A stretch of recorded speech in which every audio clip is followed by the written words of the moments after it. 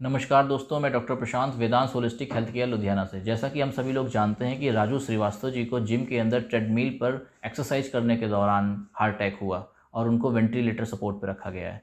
इसी की तरह की घटनाएं कुछ पहले भी देखने को मिली हैं, जिसमें हमने मशहूर सिंगर के को लाइव परफॉर्मेंस के दौरान हार्ट अटैक में खो दिया।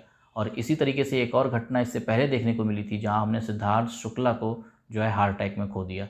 तो दोस्तों, मैं आज आपसे बात करूंगा इस तरीके की ये मैसिव हार्ट अटैक अचानक क्यों आए और इनसे बचने के क्या उपाय किए जा सकते हैं।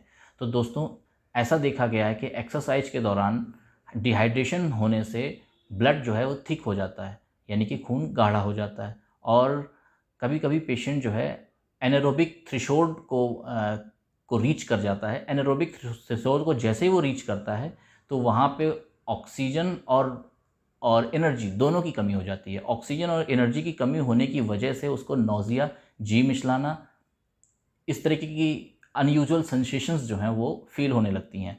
और इसके बाद जो है वो प्लेटलेट्स जो है उनके एक्टिवेट हो जाते हैं। जैसे ही प्लेटलेट्स एक्टिवेट होते हैं तो वहाँ पे क्लॉटिंग होना स्टार्ट हो जाती है और जो है वो वेसल्स को पूरी तरीके से जो है वो ब्लॉक कर देती हैं। इस ब्लॉकेज की वजह से अचानक से हार्ट अटैक आता है। अगर हम के का लास्ट वीडियो देखें परफॉर्मेंस का, तो उसमें हम देख रहे हैं कि वो काफ़ी फटीग नज़र आ रहे हैं, बहुत थके हुए नज़र आ रहे हैं और पसीने से लथपथ नज़र आ रहे हैं। तो पूरी संभावना है कि उनके साथ इसी तरीके का कुछ फेनोमेनन हुआ और उनको हार्ट अटैक आया, जिसमें हमने उनको खो दिया। और एक और दूसरी घटना देखने को हमें मिलती है, जहाँ पे कभी कभी कुछ वेसल्स जो हैं, जो इनमें आर्थरोस्क्लेरोसिस लगभग 70% है, मतलब कि उनमें जो नाड़ियाँ हैं वो लगभग 70% जाम हैं। उन नाड़ियों में देखा गया है कि एक्सरसाइज के दौरान जो है ट्रिगर हुआ और ट्रिगर से उनकी जो ऊपरी सतह है, जो ऊपरी झिल्ली है, वो फट गई, रप्चर हो गई। और वो जैसे ही फटती है तो कुछ केमिकल्स रिलीज होते हैं उसमें, आरबीसी और प्लेटलेट्स वगैरह इकट्ठे होकर के वो नाड़ी को ब्लॉक कर देते हैं। और जैसे ही नाड़ी ब्लॉक होती है तो सप्लाई टूट जाती है और अचानक से हार्ट अटैक आता है। और कभी कभी ये कार्डियोजेनिक शॉक में बदल जाता है, जैसा कि हमने राजू श्रीवास्तव जी के केस में देखा। तो दोस्तों, अमूमन 70% जो ब्लॉकेज है वो हमें कुछ नहीं कहती और हमें किसी तरीके के कोई सिम्टम नज़र नहीं आते। इंसान को कोई इसी तरीके की कोई तकलीफ़ महसूस नहीं होती और नाड़ी स्वयं को एडजस्ट करके ब्लड फ्लो को मेंटेन रखती है। लेकिन एक्सरसाइज के दौरान कभी कभी ये ट्रिगर कर जाता है और ऊपर वाली झिल्ली जो मैंने आपको अभी बताया उस तरीके से फट जाती है और केमिकल रिलीज़ होने लगते हैं। तो दोस्तों, ये दो फेनोमेनन हैं जो यूजली देखा गया है। तो अब हम इनको कैसे बचा सकते हैं? दोस्तों, ये यहाँ पे इस प्रकृति में कोई भी चीज़, कोई भी घटना अचानक से नहीं होती।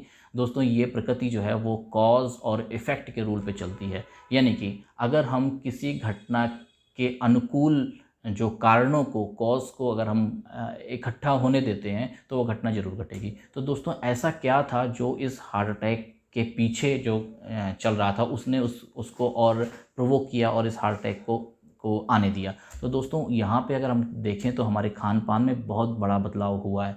इन दिनों हम पैक्ड फूड पे ज़्यादा निर्भर हो गए हैं और पैक्ड फूड सारा साल्ट और उसमें जो है शुगर की हाई मात्रा हमें देखने को मिल रही है। सैचुरेटेड फैट जो है बहुत हाई मात्रा में हमें देखने को मिल रहे हैं। तो हमें सैचुरेटेड फैट को ख़त्म करना है अपने फूड से, और जो है वो किसी भी तरीके से डेयरी प्रोडक्ट्स जो हैं हमारे, घी, मक्खन, मलाई, इनको बंद करना है।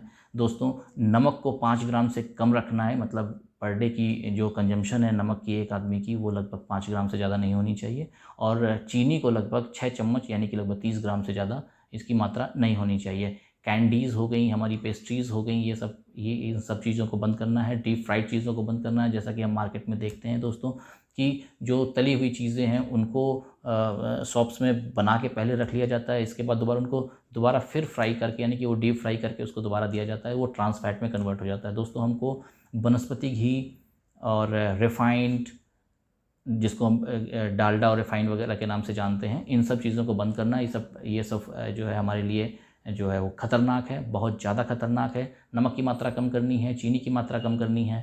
तो और दोस्तों, हमको साथ में जो एनिमल फ़ैट है, एनिमल फ़ैट को भी कम करना है। एनिमल फ़ैट भी जो है हमें इसमें नुकसान करता है। तो दोस्तों, इस तरीके से हम खान पान में बदलाव करके जो है अब बहुत हद तक इन परेशानियों से बच सकते हैं। जो भी एक्सरसाइज करनी है वो हमें एक्सट्रीम पे नहीं करनी हमें। It is better to go for yoga, यानी कि हम योगा अगर हम करते हैं तो ज़्यादा बेटर रहेगा। और अगर सिंपल शब्दों में हम कहें तो 6 घंटे की नींद के बाद आप उठें, हल्का योगा करें, हल्की सैर करें और इसके बाद सॉल्ट फ्री, लो सॉल्ट, लो कैलोरी और फ्राइड फ्री एक ब्रेकफास्ट करें। ज़िंदगी को बहुत ज़्यादा सीरियस न लें और अपने स्वभाव को सरल रखें। तो इस तरीके से जो है अपने खाने में आप एंटीऑक्सीडेंट्स का प्रयोग ज़्यादा से ज़्यादा करें और स्वस्थ रहें। हम इन कार्डियोवैस्कुलर डिजीज़ को बहुत हद तक रोका जा सकता है। तो दोस्तों, ये सारे छोटे मोटे बदलाव करके आप जो है इन बड़ी घटनाओं से बच सकते हैं। जय हिंद।